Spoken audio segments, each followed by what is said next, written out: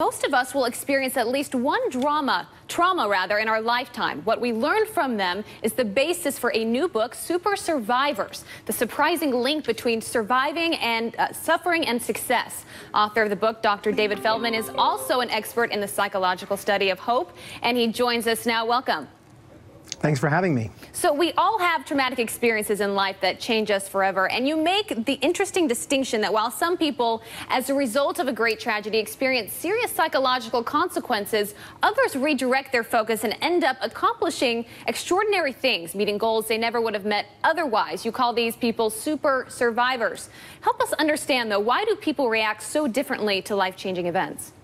Well, I think we're all familiar with post-traumatic stress disorder, which is a real issue for people following trauma. You know, the nightmares, the flashbacks, etc. But I think what a lot of people aren't aware of is that although PTSD is a real serious issue that deserves a lot of conversation and treatment, only about 20 to 30% of people who experience a trauma end up with PTSD.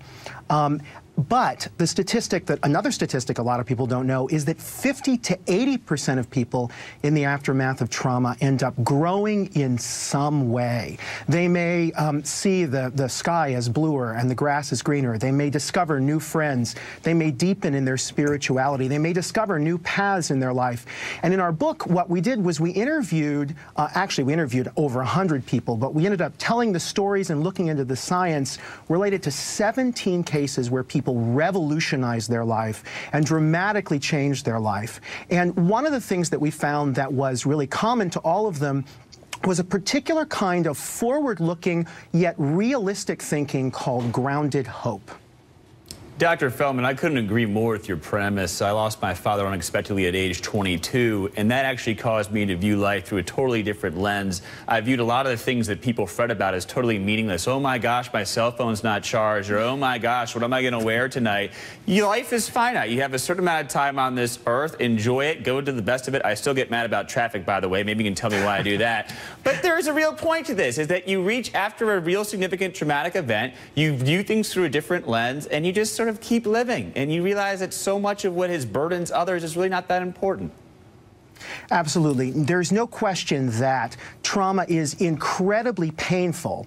And, you know, trauma is simply a bad thing, period. But what you're pointing to is the idea that when people survive traumas, often it gets them to look at their life and ask themselves, well, now that I've been through part of the worst that I could possibly imagine, what do I want to do with my life? And people often discover new goals, new opportunities. They make new choices that they wouldn't have made previously. We talk about in the book about a woman named Asha Mevlana, who was a work-a-day businesswoman working at a startup in New York, living a good life of a 20-some-year-old, but kind of an unchallenged life.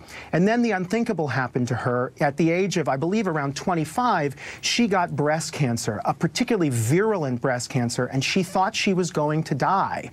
And you know, flash forward a few years, she's now cancer-free, but what was hardest for her was getting back to her life, because she realized through her ordeal that she could no longer live the life that she was living.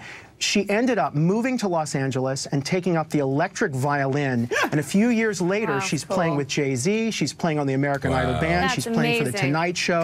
Just incredible transformations. That's great. Doctor, what are some of the principles that distinguish those super survivors from people who don't get that, I guess, benefit out of their trauma? I know one of the things that you talk about is in a situation where the trauma has been caused by someone else, being able to forgive that other person.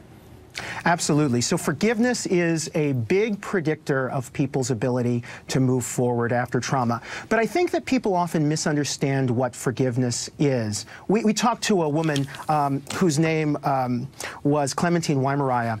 And Clementine was a teenager, actually, a young girl, and she saw her family killed in the Rwandan genocide. And she narrowly escaped and bounced from UN refugee camp to UN refugee camp. Well, flash forward a few years, she's a graduate of Yale. She's speaking for the UN. She's working alongside Oprah Winfrey at the Leadership Academy for Girls. And we asked her, what helped you to move forward? And she said it was forgiveness. But she said, look, Forgiveness is not a gift that you give to the perpetrators. Her perpetrators didn't even know that she had forgiven. She said it was a gift that she gave to herself. The permission to let go of the fear, the anger, the hurt of the past, and to move her sights, to look to the future and begin to put one step in front of the other to set goals and build a better life. Forgiveness is such a powerful thing. Dr. David Feldman, fascinating stuff. Thank you so much for being here.